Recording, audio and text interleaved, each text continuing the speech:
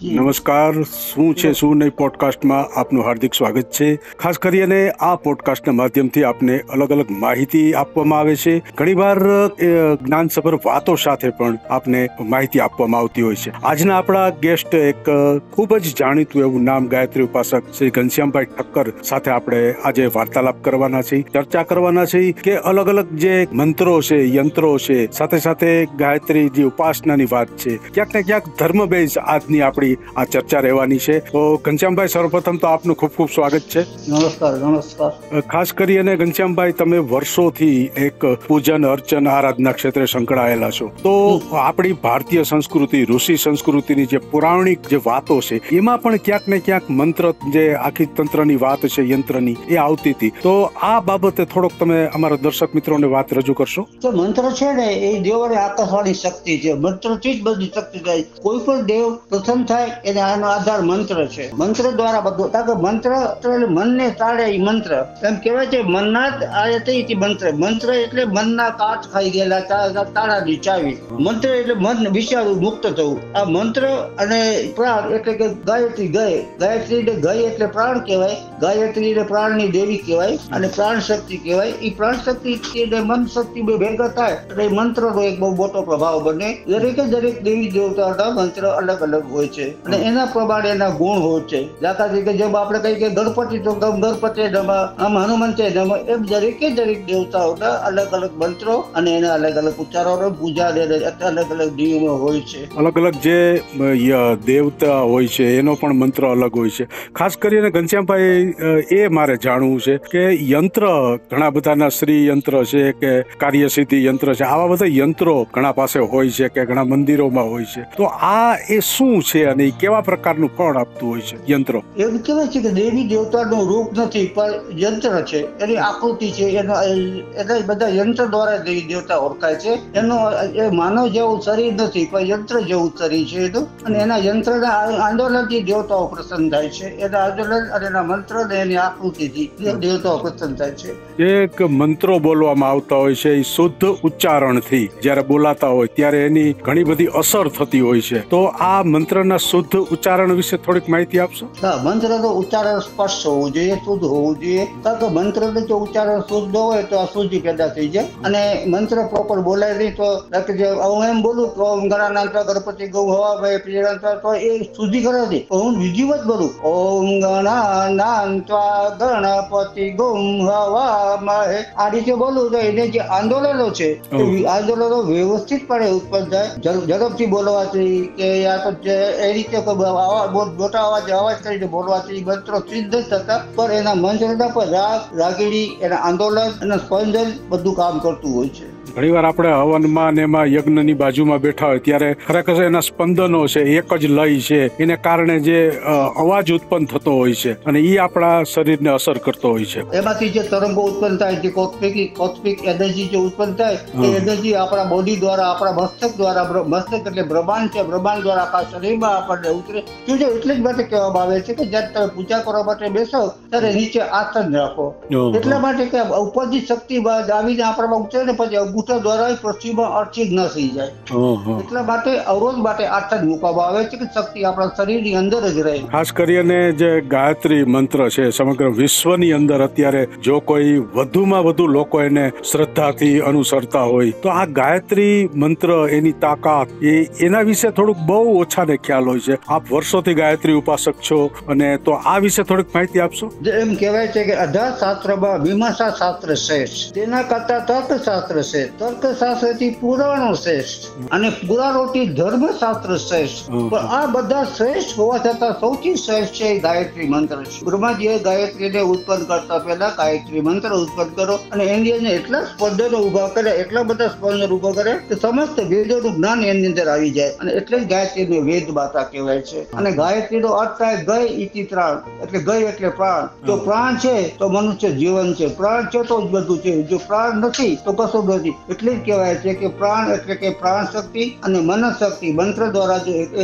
એકત્ર થાય તો એમાંથી જે સ્પંદન થાય અને એ જે સ્પંદન થાય એ સ્પંદન આપણા શરીરને આખું નવું આંદોલન આપે ને આપે, નવી શક્તિ આપે, નવી તાકાત આપે, નવી ઉર્જા આપે. આ બધી શક્તિઓ આપણને આપે છે. ઘણીવાર મંત્રો ઉચ્ચારણથી આખી પોઝિટિવિટી આવતી હોય, સકારાત્મક જે વાત છે એ અને નેગેટિવિટી દૂર થતી હોય છે. તો આ વિશે દર્શકોને માહિતી આપશો? કારણ કે મંત્રો છે એ એટલા બધા અદભુત અલગ અલગ એવા મંત્રોનો પ્રકાર છે. આંધ્રા મંત્રો છે, લગડા મંત્રો છે, સાબરી મંત્રો છે, પણ મૂળભૂત જે વેદોક્ત જે મંત્રો છે એ મંત્રો જે વેદો જે ઋષિ મુનિઓ જે ઉપર પોતાના તપોબળથી જે મંત્રો મેળવ્યા છે એની અંદર જે તાકાત છે, જાય કે મૃત્યુંજય મંત્ર છે, ગાયત્રી મંત્ર છે, આવા જે બધા મંત્રો છે એ મંત્રોના સ્પંદન જ એટલી હદે કામ કરતા હોય છે કે આપણે રૂવાડામાં એની અસરો થતી હોય છે. એ આખી અસર પ્રાણ શક્તિ પર પડે. પ્રાણ શક્તિ પર પડે એટલે આપણા પ્રાણ મજબૂત થાય. પ્રાણ મજબૂત થાય, પ્રાણ મન ચાલે, મન સ્થિર થાય. મન સ્થિર થાય એટલે તમે સાધના તરફ આગળ વધી શકો અને તમે મૂળ મંજિલે પહોંચી શકો. ટૂંકમાં માનવમાં આપણે જોઈએ તો માનવમાં જેટલી અફાટ શક્તિ પડેલી છે, જે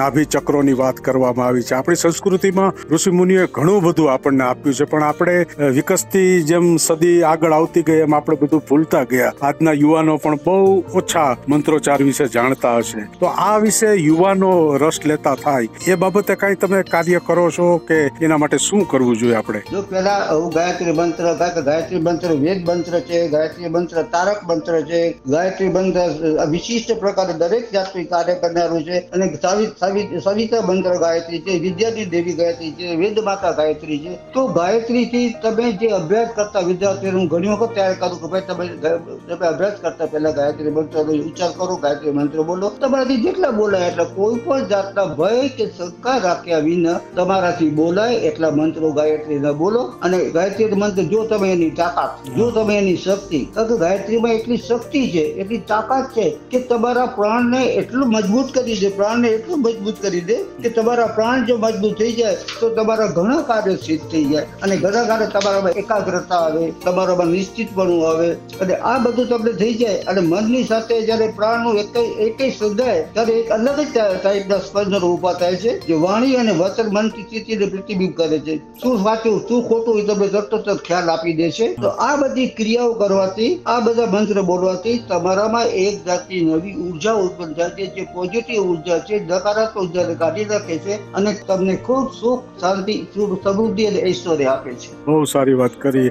તમે જયારે જવાબ આપતા હતા ત્યારે એમાં વિદ્યા શબ્દની વાત આવી, તો એકાગ્રતાની વાત આવી. તો અત્યારના વિદ્યાર્થીઓ ઘણીવાર એનું વાંચનમાં એમાં ધ્યાન ન રહેતું હોય કે યાદ ન રહેતું હોય, તો એના માટે કઈ એ શ્લોકની અસર થાય ખરી? હા, બિલકુલ. એના માટે હું આજે પણ વિનંતી કરીને કહું છું કે દરેક નંબર અરજ કરું છું કે કોઈ પણ વિદ્યાર્થી ભણવામાં કાચું હોય, યા તેનું મન ના લાગતું હોય, યા તો મન એનું અસ્થિર હોય, તો એને જેટલા બોલે એટલા પહેલી પ્રથમ ગાયત્રી મંત્ર બોલી અને પછી પોતાનો અભ્યાસ શરૂ કરવો જોઈએ. યા તો સવારના ઉઠીને એક માળા નથી તો જેટલા 51 મંત્ર, 11 મંત્ર, 21 મંત્ર બિલકુલ શાંતિથી સ્વસ્થ ચિત્તે બેસીને બોલવાથી એનું જેને કહેવાય ને બુદ્ધિ શક્તિ ખીલી ઉઠે. બુદ્ધિ શક્તિ ખીલી ઉઠે તો એકદમ એને સ્થિરતા આવી જાય. શું લખવું છે શું નથી લખવું એની એને સભાનતા આવે અને એનામાં સ્થિરતા આવે અને આ મનની સ્થિરતા જ એને ખૂબ આગળ લઈ જાય. જો મન સ્થિર નથી, મન જો સ્થિર નથી તો કોઈ વસ્તુ નકામી છે. મનને સ્થિર કરવા માટે એક જ છે કે જે પ્રાણ શક્તિ એટલે ગાયત્રી. પ્રાણથી મન સ્થિર થાય, મન સ્થિર થાય તો પ્રાણ શક્તિ સધાય તો જીવન ઝળહળે. ખાસ કરીને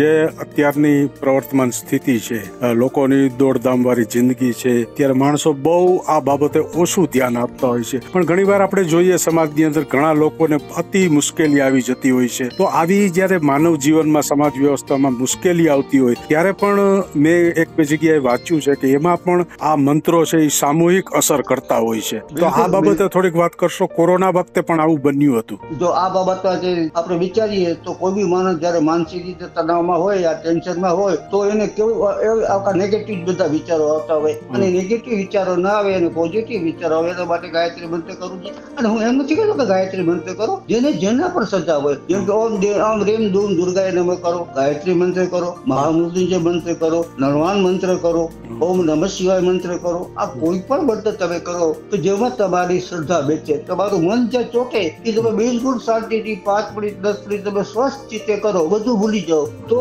તમારા જીવનમાં જે શાંતિ આવશે, શાંતિ અંદરથી ઉદ્ભવે છે. શાંતિ બહારથી વેચાતી મળતી નથી. અંદરથી શાંતિ તમે ઉદ્ભવશે તો તમે બધા કાર્યો શાંતિથી કરી શકશો. કારણ કે ઉતારો માણસ છે ને પાછા પગલા ભરે, ઉતારો માણસ કાંઈ ન કરી શકે. એટલે બિલકુલ શાંત મગજથી જે માણસ કામ કરે. અને એના માટે એવું જરૂરી નથી કે આટલા જ મંત્ર બોલવા જોઈએ, જેટલા તમારાથી બોલે એટલા મંત્ર બોલો. જેના પ્રત્યે તમને ભાવ હોય, જેના પ્રત્યે તમને શ્રદ્ધા હોય એ મંત્ર તમે બોલો. શાંતિથી ધ્યાનથી આ બધું કરો તો તમે નિશ્ચિતપણે તમારું ધ્યેયને તમે સફળ કરી શકો. તમારા ઉપર આવેલી આદિ વ્યાધિ ઉપાધિને તમે દૂર કરી શકો. તમે તમારી જાતે જ દૂર કરી શકો, બીજા કોઈ પણ નહીં. તમે તમારા જ પોતાના વિલ પાવરથી, તમારા આત્મબળથી તમે દૂર કરી શકો. આ મંત્રમાં તાકાત છે બધા મંત્રોની અંદર. કારણ કે મંત્રની તાકાત સાથે જ્યારે માનવ તાકાત ભળતી હોય છે ત્યારે જ નવું સર્જન થતું હોય છે. અત્યારે આર્ટિફિશિયલ ઇન્ટેલિજન્સની વાત કરીએ, કોમ્પ્યુટર, ઇન્ફોર્મેશન ટેકનોલોજી, આ બધું જ એક માણસે બનાવ્યું છે. એટલે માણસ જેવો કોઈ તાકાતવાર છે નહીં. ગૂગલને આપણે કહીએ તો ગૂગલને આપણે આપીએ છીએ એટલે આપણને એ આપે છે. જો આપણે જ ના આપીએ તો ગૂગલ પણ ન આપી શકે. એટલે ક્યાંક ને ક્યાંક માનવ શક્તિ છે, માનવની જે તાકાત છે ખૂબ જ મોટી હોય છે. ઘનશ્યામભાઈ ઘણી બધી તંત્ર મંત્રની સાથે જે વાત કરી, યંત્રની વાત કરી. ઘનશ્યામભાઈ, હવે અંતમાં મને એક પ્રશ્ન થાય કે સમાજની જે આપણી વ્યવસ્થા છે, પહેલાની વ્યવસ્થા અને આજની વ્યવસ્થા, તો પહેલામાં લોકો ધર્મ ક્ષેત્રે ના ક્ષેત્રે થોડા વિશેષ હતા, અત્યારે બહુ ઓછું છે. પણ કારણ કે વિજ્ઞાનની સાથે જયારે ધર્મને જોડવામાં આવે છે ત્યારે ધર્મ અને વિજ્ઞાન અને વિજ્ઞાન અને ધર્મ આ બંને સાથે રાખી અને સમગ્ર વિશ્વએ વિકાસ કર્યો છે. તો આ પ્રજાજોગ સંદેશમાં તમે કંઈક તમારી એવી વાત રજૂ કરો જેથી એ પ્રજાને ઉપયોગી થઈ પડે. જો ધર્મ, શાસ્ત્ર અને શસ્ત્ર બેની જરૂર પડે ત્યારે એનો ઉપયોગ કરવા માટે વિવેક વાપરવો જોઈએ. જ્યારે વિવેક નથી વાપરવામાં આવતો ત્યારે બધું ઊંધું જતું થાય છે. જ્યાં શાસ્ત્રની જરૂર છે ત્યાં શસ્ત્ર વાપરવાની, અને શસ્ત્રની જરૂર છે શાસ્ત્ર વાપરવાથી કઈ વળતું નથી. તો જ્યાં જેની જરૂરત છે એની પ્રમાણે એનો ઉપયોગ કરવાનો. આપણા દરેક દેવી દેવતાના હાથમાં હથિયારો આપવામાં આવ્યા છે. એ એમને નથી આપવામાં આવ્યા. અસુરોને, અશુદ્ધિઓને, અત્યાચારીઓને આ બધાને નાશ કરવા માટે જ આ હથિયારો આપવામાં આવ્યા છે. અને આ એ જમાનામાં તો એટલી શક્તિ હતી કે મંત્ર દ્વારા શસ્ત્રોનો ઉપયોગ કરતા. મંત્ર જેમ કે રાવણનો પુષ્પક વિમાન મંત્રથી ચાલતું. આવા બધા કેટલાય દાખલાઓ છે કે ભાઈ ચાલો રામ મંત્ર દ્વારા ફલાણા, ગોપાસ મંત્ર દ્વારા, નાગપાસ મંત્ર દ્વારા એ લોકો ઉપયોગ કરતા. તો આ બધા મંત્રો એ વખતે એટલા બધા સિદ્ધ હતા, એટલા બધા આપણા ઋષિ મુનિઓ એ જમાનામાં આગળ હતા. અને આપણને આપણા ઋષિ મુનિ એટલું બધું આપી ગયા છે કે તૈયાર ભાણું આપી ગયા છે, પણ આપણને ખાતા આવડતું નથી. ખાસ કરીને ઘનશ્યામભાઈ, જે આખા દિવસનો આપણો સમય હોય છે, આપણે પૌરાણિક શાસ્ત્રો વાંચીએ ત્યારે ઋષિ મુનિઓ વહેલી સવારે છે ઝૂંપડીમાંથી બહાર આવી અને નદી કાંઠે કે ઝાડવા હોય ત્યાં જઈ બેસી અને તપ સાધના કરતા હતા. તો સમયની સાથે ક્યાંક ને ક્યાંક આ મંત્રો વણાયેલા છે. વહેલી સવારે તમે વિશેષ અસર કરે, પછી રાત્રિના ભાગે કે સંધ્યા ટાણે કે સૂર્યોદય. તો આનું ક્યાંય સાયન્ટિફિક રીઝન છે ખરું? હા છે. સવારના ઉગતા સૂરજ વખતે પૂજા કરવાની, સાંજના સંધ્યા ટાઈમે પૂજા કરવાની. આ એની મંત્રનો એક એની દરેક મંત્રની એક ઓરા હોય છે. અને દિવસની જે સૂર્યની સાથે સાથે સંકળાયેલું બધું છે. તો સૂર્યની સાથે ઉગતાની સાથે જેનામાંથી જે અલ્ટ્રાવાયોલેટ આ બધા જે કિરણો નીકળે છે, આપણે બધું નદીમાં નાહવા જાય ને તો એમ કે છે કે ધોતી પહેરીને નાહવા, ઉપર કઈ થોડું ઊંધો.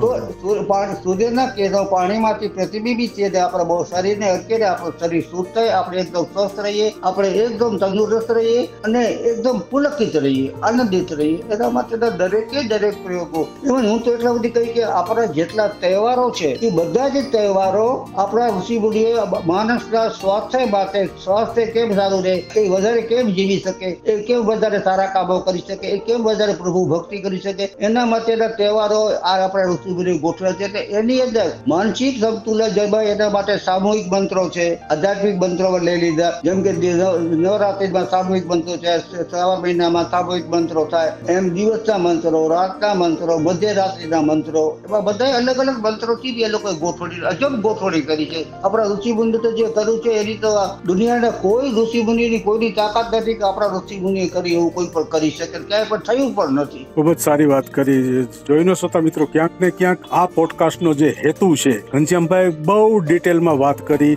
એક શ્લોકથી શરૂ કરી, મંત્રથી, યંત્રથી, તમામ ક્ષેત્રે એમને વાત કરી છે. એમાં ક્યાંક ને ક્યાંક આપણા સંતાનોને પણ આપણે સમજાવીએ. જે કાંઈ વિકસતા વિજ્ઞાનની વાત છે એમાં પણ બેઝ છે એ આપણી ભારતીય સંસ્કૃતિનો છે. ખાસ કરી અને જે પૌરાણિક આપણા ગ્રંથો છે એ ગ્રંથોમાં પણ ઋષિ મુનિઓએ ઘણું બધું આપણને આપ્યું છે. અને એને કારણે પણ આજે આપણે જે કાંઈ ભૌતિક સુવિધા ભોગવીએ છીએ એ એના પ્રતાપે ભોગવીએ છીએ. એટલે ઘનશ્યામભાઈ સાથે આપણે બીજા હપ્તામાં પણ વિશેષ ચર્ચા કરીશું, કારણ કે સમયના અભાવે આપણે કરી શકતા નથી. ઘનશ્યામભાઈ, આપનો ખૂબ ખૂબ આભાર. સાથે સાથે શ્રોતાઓને મારે એટલી વિનંતી કરવાની કે શું છે શું નહીં પોડકાસ્ટ છે, એમાં માહિતી, જ્ઞાનસભર વાતો સાથે તમને મનોરંજન પણ મળે અને એની સાથે સાથે કંઈક એવી નોખી અને અનોખી વાત જાણવા મળે કે જે તમે શોધતા હો, જે તમે ક્યાંક વાંચવા પ્રેરતા હોય, તો એને કારણે આવી માહિતી છે એ સતત અમે આપતા રહીશું. ફરી ક્યારેક આવી જ વાતો સાથે મળીશું. ત્યાં સુધી આપના દોસ્ત અરુણ દવેને આપશો રજા. ચાલો, બાય બાય.